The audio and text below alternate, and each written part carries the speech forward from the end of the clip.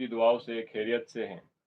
नाज़रीन, हमारे खुसूसी प्रोग्राम जिसका नाम है नूर रमज़ान, जिसे लेकर हम आपकी खिदमत में एक बार फिर हाजिर हुए हैं, जिसमें हम आपके मसाइल और उलमा अहले सुन्नत के जवाबात समाअत करते हैं। अल्हम्दुलिल्लाह, इस प्रोग्राम में हमारे साथ होते हैं हज़रत अल्लामा मौलाना मुफ्ती मोहम्मद साजिद रज़ा मिसबाही साहब किबला, जिनसे हम आपके भेजे हुए सवालात करेंगे। इंशाअल्लाह मैं आपकी तरफ से उन सवालात के जवाब हासिल करने की कोशिश करूंगा। आइए हम प्रोग्राम का आगाज़ करने से पहले हज़रत को खुशामदीद पेश करते हैं। बहुत शुक्रिया, जज़ाकल्लाहु खैरा। जी मुफ्ती साहब, ठीक है आप? जी, अल्लाह का शुक्रिया, अल्हम्दुलिल्लाह। अल्लाह आपको सलामत रखे। आमीन। हज़रत, पहला सवाल प्रोग्राम में शामिल करते हैं। सवाल है, रोज़े की हालत में दांत खिलाल करना कैसा है और कान खुजलाना कैसा है? जवाब इनायत फरमाएं। झारखंड से पूछे। बिस्मिल्लाहिर्रहमानिर्रहीम, सल्लल्लाहु अलैका या रसूल अल्लाह, सल्लल्लाहु ताला अलैहि वसल्लम।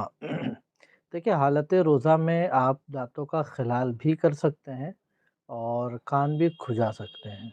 लेकिन दांतों के खिलाल में आपको थोड़ा-सा ख़्याल रखना ये पड़ेगा कि खिलाल करते दरमियान अगर दांतों से खून निकला, तो इस चीज़ का ख़्याल रखें कि वो खून हलक से नीचे ना उतरे, वरना वो अगर खून हलक के नीचे उतर गया तो फिर रोज़ा टूट जाएगा।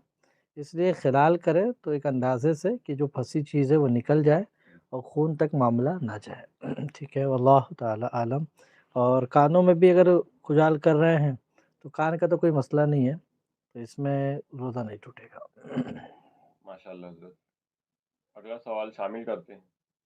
पूछ रहे हैं, हज़रत क्या फरमाते उलमाए किराम इस मसले में कि जिस शख्स के पास 1 तोला सोना है और 5 तोला चांदी है, क्या उस शख्स को ज़कात उश्र फितरा दे सकते हैं या नहीं?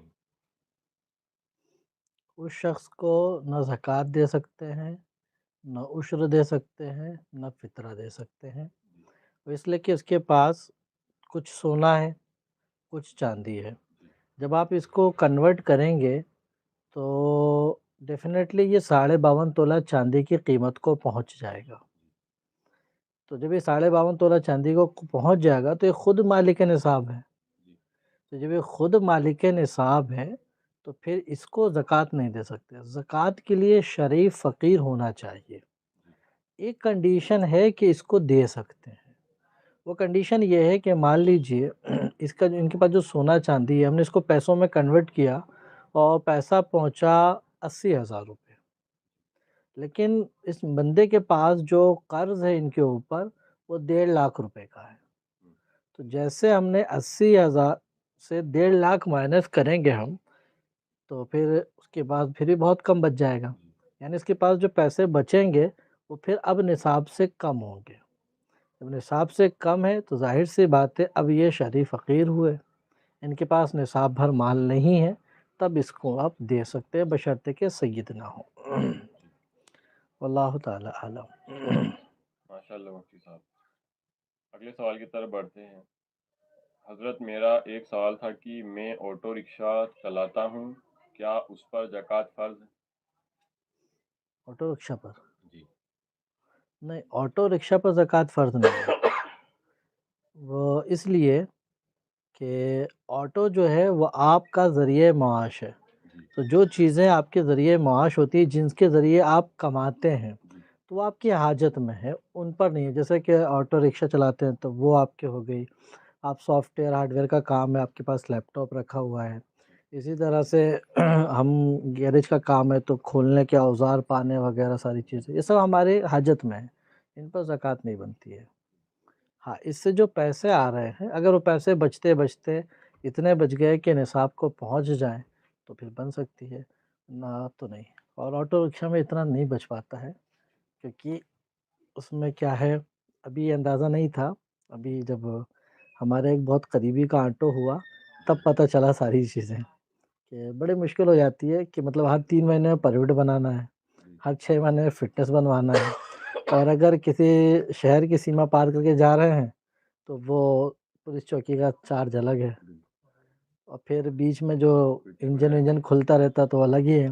पुलिस वालों ने पकड़ लिया, ट्रैफिक वालों ने, चालान। तो उनका नजराना अलग होता है, तो बेचारे बड़े पिस जाते हैं। खैर। अगला सवाल लेते हैं।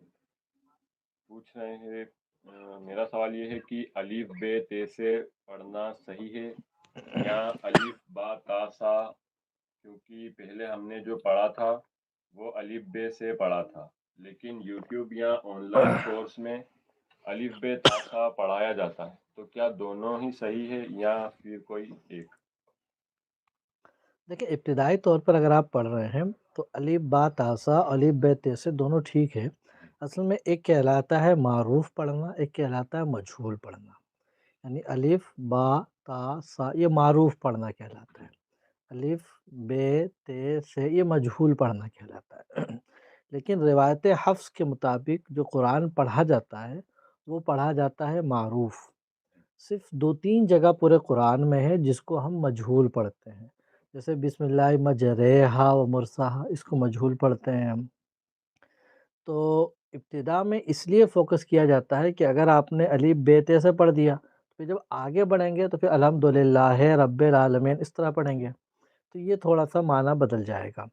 और शुरू से अलीफ बा ता सा लेके चलेंगे, तो जब इसको आप रवा में लाएँगे तो अल्हम्दुलिल्लाहि रब्बिल आलमीन करके पढ़ेंगे। तो वो रवानी बनी रहेगी, इसलिए करते हैं।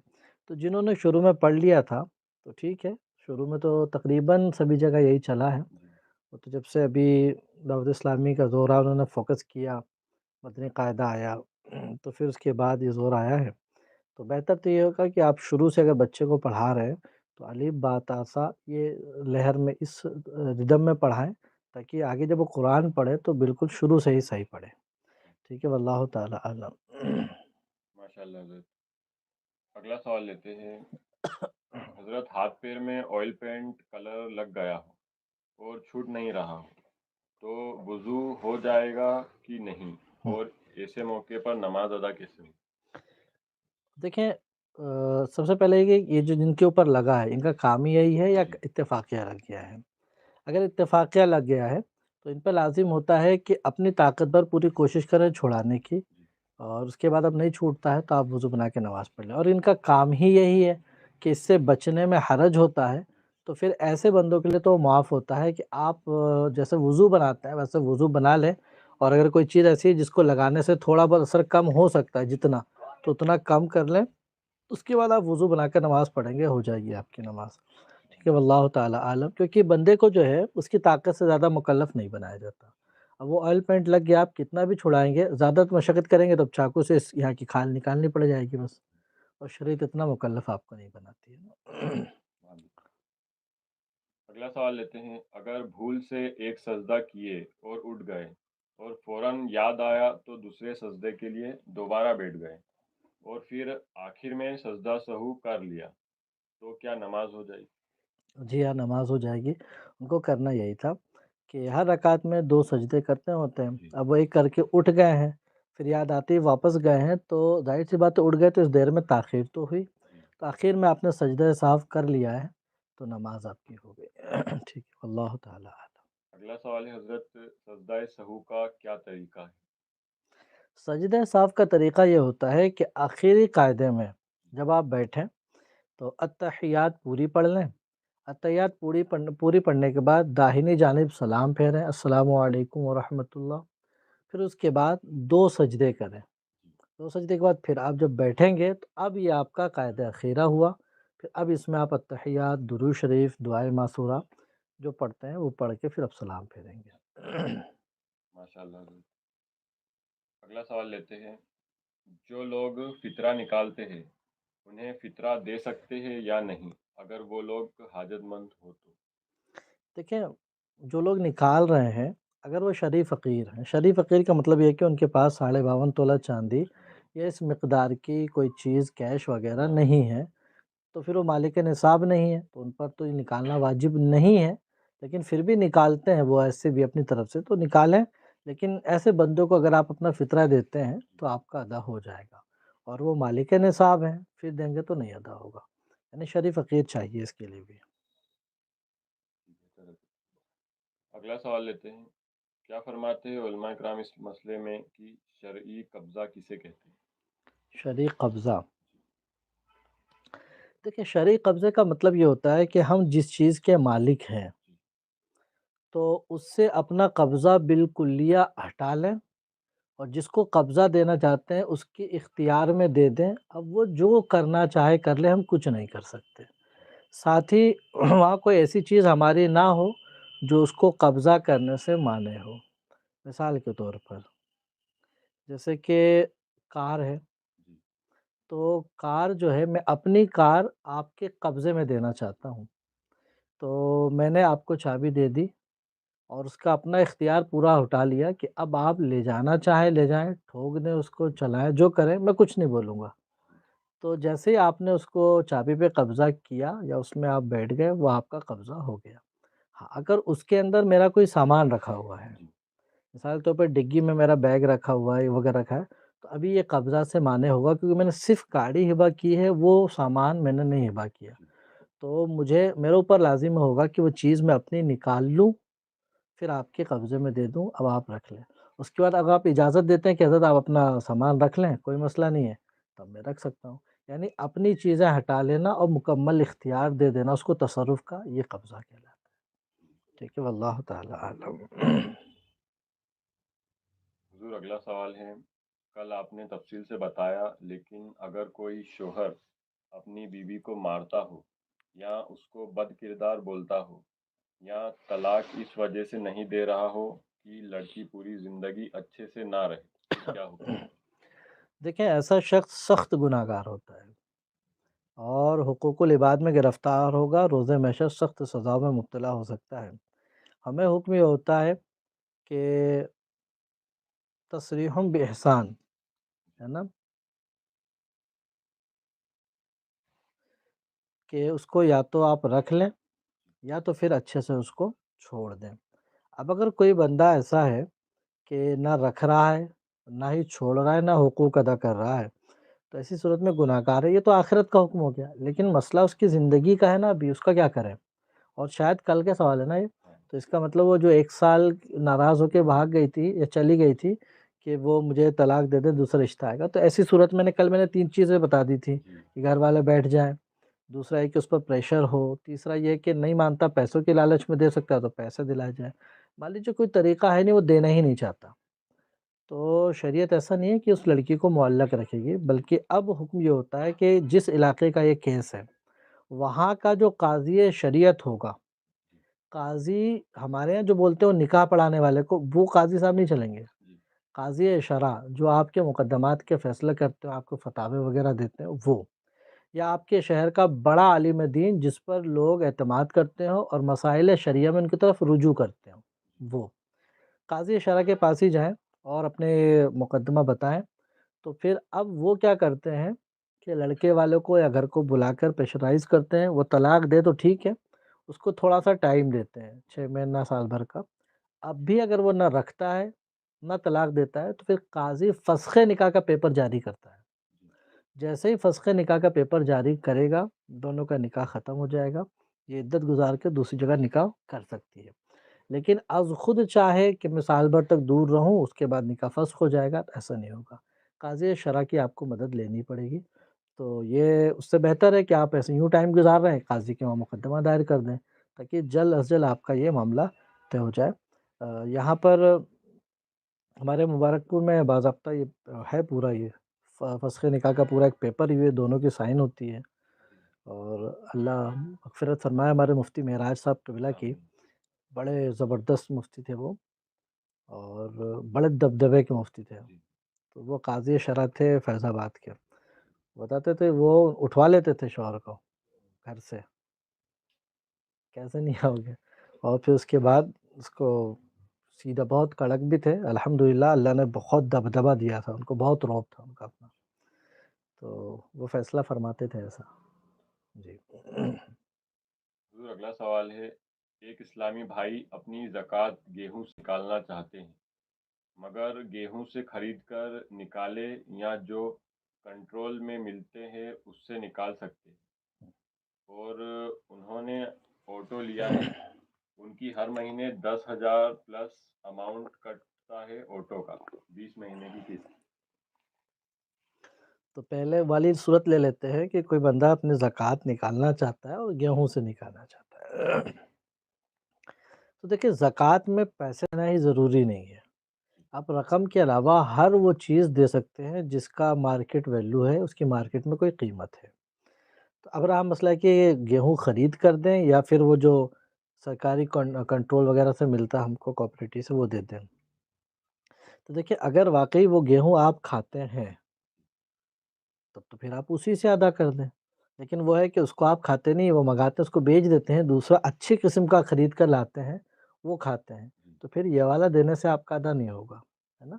تو اگر آپ وہی کھاتے ہیں تو پھر وہ جتنے بھی آپ کی زکوٰۃ بن رہی ہے اتنی قیمت کا جو گیہوں کریں اور اس کو پھر آپ زکوٰۃ میں دے سکتے ہیں۔ اب رہا مسئلہ یہ کہ ان کی آٹو کی قسط جا رہی ہے 10,000 پلس کی نا، تو یہ دیکھا جائے گا کہ 10,000 پلس ان کی حاجت اصلیہ کا ہو گیا، تو جس مہینے ان کو زکوٰۃ نکال رہے ہیں تو یہ 10,000 مائنس کر لیں گے، گھر کے اخراجات مائنس کر لیں گے، اس کے بعد بھی 52.5 تولہ چاندی کے حساب سے بچتا ہے تو زکوٰۃ بنے گی، ورنہ نہیں بنے گی ان پر۔ ٹھیک ہے، واللہ تعالی عالم۔ عاقب ٹھنڈا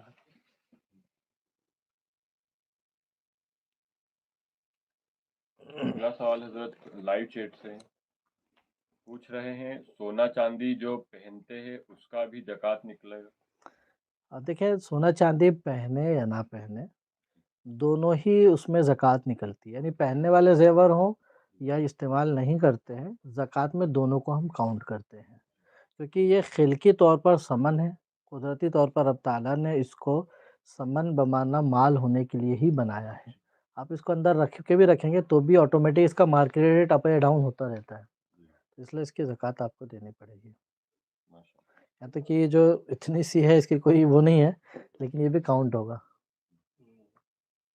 ٹھیک ہے نا؟ یہ 2-4 گرام کی ہے لیکن کاؤنٹ میں آئے گی یہ بھی۔ بہت خوب مفتی صاحب۔ اگلا سوال حضرت آڈیو سے، ایک مرتبہ درود شریف پڑھے۔ اللہم صلی علی سیدنا مولانا محمد وعلیہ وسلم، صلاۃ و سلام علیک یا رسول اللہ صلی اللہ علیہ وسلم۔ ایک سوال زکوٰۃ کا ابھی میرے پاس آیا تھا مسجد میں کہ جن پیسوں کی ہم نے پچھلے سال زکوٰۃ نکال دی ہے، کیا اب اس سال بھی وہ پیسے ہیں تو اس کی زکوٰۃ پھر نکلے گی، یا پیسہ وہ ڈبل ہو چکا ہے؟ جیسے کہ 3 لاکھ تھے تو 3 لاکھ کی پچھلے سال زکوٰۃ نکالی ہے، اس سال وہ بڑھ کر 6 لاکھ ہو چکے ہیں، تو پچھلے سال جو 3 لاکھ نکال چکے ہیں اس کو مائنس کر کے اب 3 لاکھ کی نکالنا ہے یا ٹوٹل کی؟ تو دیکھیں ٹوٹل اماؤنٹ آپ کے پاس جتنا بچتا ہے اس سب کی آپ کو ٹوٹل کر کے زکوٰۃ نکالنی ہے، حاجت مائنس کرنے کے بعد، ایسا نہیں کہ جتنے حصے کا آپ نکال دیے اتنا۔ اسی طرح یہ بار بار سوال ایک بار آ رہا ہے سونے کا کہ سونا 7.5 تولہ سے کم ہے، یہ 7.5 تولہ جو نصاب ہے، تو کسی کے پاس 12 تولہ ہے تو 12 تولہ کی نکالیں، 7.5 مائنس کرنے کے بعد جتنا بچ رہا اتنے کی نکالیں یا ٹوٹل 12 کی نکالیں۔ تو اس صورت میں یاد رکھیں 7.5 سے جیسے اوپر ہوا ہے نصاب کو پہنچ رہا ہے، اب جتنا بھی ہوگا نا وہ ٹوٹل آپ کو نکالنا ہے زکوٰۃ اس کی، ہے نا؟ ایسا نہیں ہے کہ وہ اتنا حصہ مائنس کریں گے 7.5 یا 52 اس کے بعد جو زیادہ اس کو نکالیں، ایسا نہیں۔ ٹھیک ہے، واللہ تعالیٰ۔ میرا سوال یہ بھی کہ آج کل جو سونا اور چاندی کی قیمت، جیسے چاندی 1 کلو 60 یا 70 ہزار روپے کا ہے اور سونا آج کی تاریخ میں 56 ہزار کے آس پاس جا رہا ہے 10 گرام 10 گرام 1 تولہ، تو 1 تولہ ہی 52.5 سے زیادہ ہو رہا ہے، تو اس پہ بھی کیا اس میں اگر صرف سونا ہے آپ کے پاس، چاندی کچھ نہیں ہے، پیسہ کچھ نہیں ہے، تو پھر آپ مالک نصاب نہیں ہے، اگرچہ اس کی کتنے بھی قیمت پہنچے، یہاں تک کہ کسی بندے کے پاس 7 تولہ سونا ہو لیکن چاندی کچھ نہیں ہے، کیش کچھ نہیں بیچارے کے پاس، اور نہ ہی کسی کو اس نے قرض دے رکھا ہے، بالکل جو کچھ ہے بس یہی ہے، تو مالک نصاب نہیں ہے۔ اگر کیش ہے تو پھر ملا کے کیش ہے ملا لے گا، یہاں تک کہ اس کے پاس یہ 2 گرام کا یہ ہے، اب فوراً یہ برابر بھی ہوا نا، تو ابھی کیونکہ یہ حاجت سے زائد ہے یہ، تو فوراً اس کا مارکیٹ ریٹ نکال لیں گے، 7.5 کا مارکیٹ نکال لیں گے، دونوں کو جوڑ کے نکال لیں گے۔ اسی طرح سے آپ کے پاس مان لیجئے 5,000 روپے بھی بینک میں جمع ہے، اس کا مطلب وہ حاجت سے زیادہ ہے تبھی تو بینک میں جمع ہے، تو پھر اب وہ ہو جائے گا۔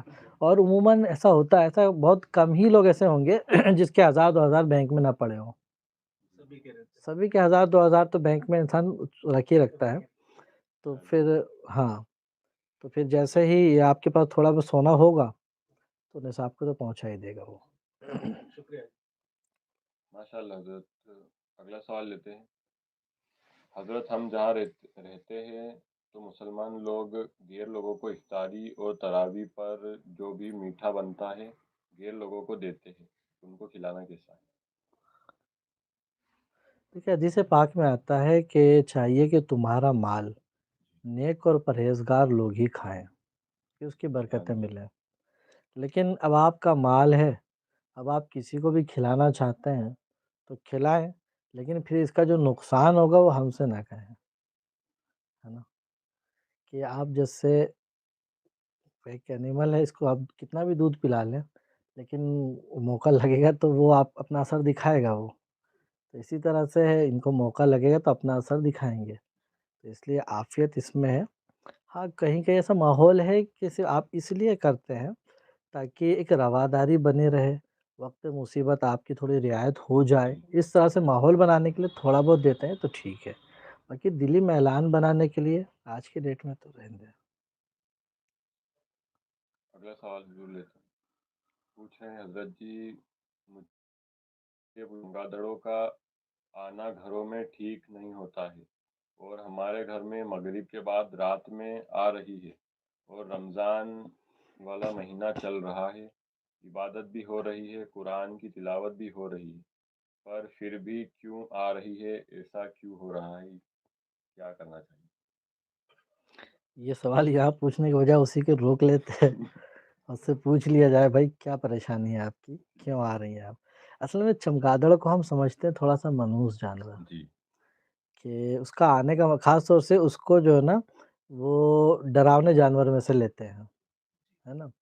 اس کی وجہ یہ ہے کہ جو انڈسٹری بنی ہوئی ہے فلموں کی، اس میں دکھایا گیا اس طرح کے کہ پرانی چیز ہوتی ہے چمگادڑ بھاگتے، تو انسان سمجھتا ہے کہ بھوت پریت کے اثرات سے یہ چیزیں ہیں، جی، حالانکہ ایسا نہیں ہے، یہ بھی اللہ کے مخلوق میں سے ایک مخلوق ہے، ممکن ہے کہ وہ جنگلوں میں رہتی ہے لیکن بھٹک گئی ادھر آ گئی ہے، اب وہ آپ کا گھر سمجھ میں آ رہا تو اسی میں آ رہی ہے چلی جا رہی ہے، تو اس سے یہ سمجھ لینا کہ کوئی آفت کا سائن ہے، کوئی مصیبت کا سائن ہے، تو ایسا کچھ نہیں ہے۔ اور آپ کو بتائیں چمگادڑ کے حوالے سے، چمگادڑ ایسا پرندہ ہے جس کا پیشاب پاک ہے،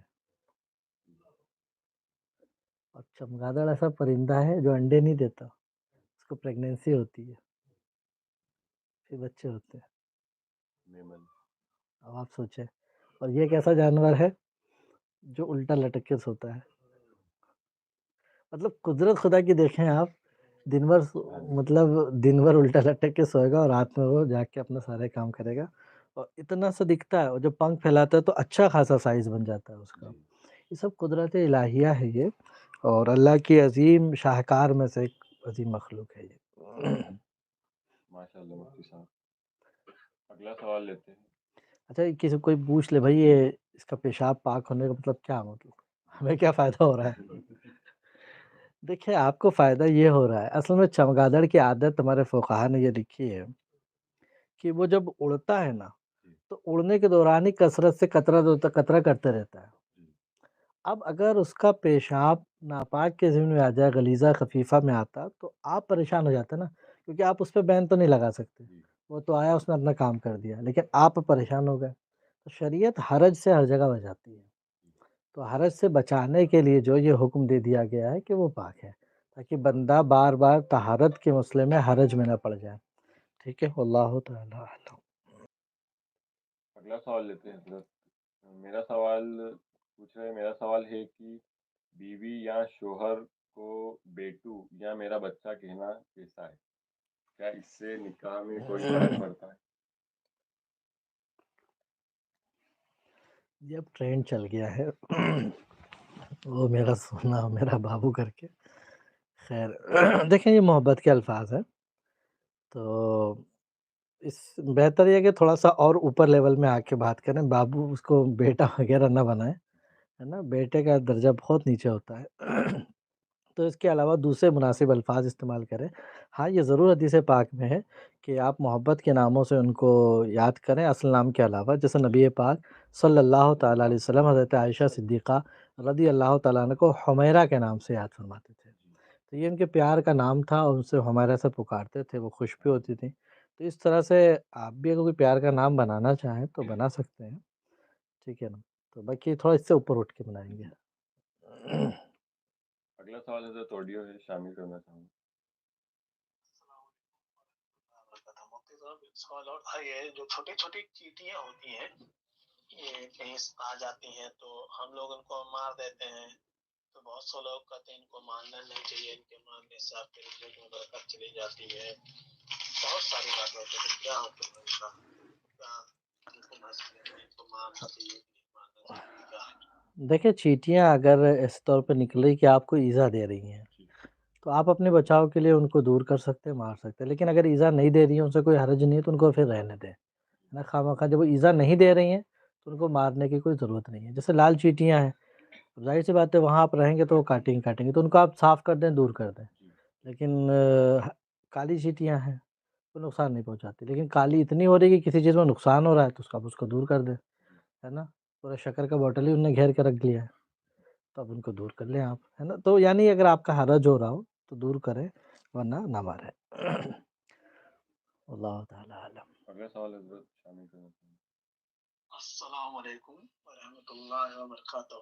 مفتی صاحب سوال یہ ہے کہ جیسے رمضان کا مہینہ ہے تو فجر کی اذان سے اور مغرب کے اذان تک کا سب لوگ بہت احترام میں رہتے ہیں، گناہوں سے بچتے ہیں، اور جیسے ہی رات ہوتی ہے کوئی لوگ گروپ میں ہنسی مذاق کر رہے ہیں، گالی گلوچ ہو رہی ہے، کوئی کیرم وغیرہ کھیل رہا ہے، کوئی مطلب کچھ بھی مطلب ہنسی مذاق ہو رہی ہے گروپ میں، گالی گلوچ ہر طرح سے، تو کہتے ہیں بس روزہ کا فجر سے مغرب تک ہے اور اب رات ہو گئی، اب اگر ہم ہنسی مذاق کریں گے، گالی گلوچ کریں گے تو گناہ کم پڑے گا۔